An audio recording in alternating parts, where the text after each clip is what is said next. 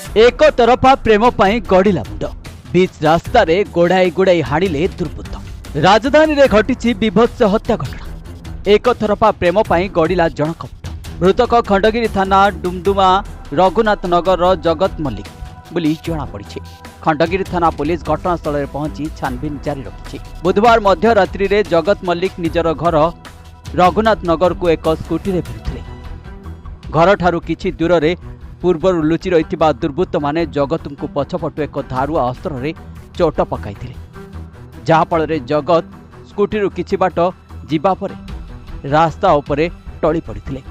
तेबे एक तरफा प्रेम को नहीं यह हत्या घटना घटिथिबा पुलिस जानिबाकु पाइछि।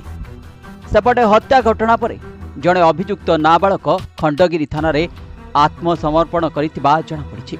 घटनास्थल में उत्तेजना को आखि आगरे रखी खंडगिरी पुलिस जगी रही। मृतदेह को व्यवच्छेद पर कैपिटाल हॉस्पिटल पठा जाइछि। अन्यपटे अभियुक्त सबु सत घटना मानिछि।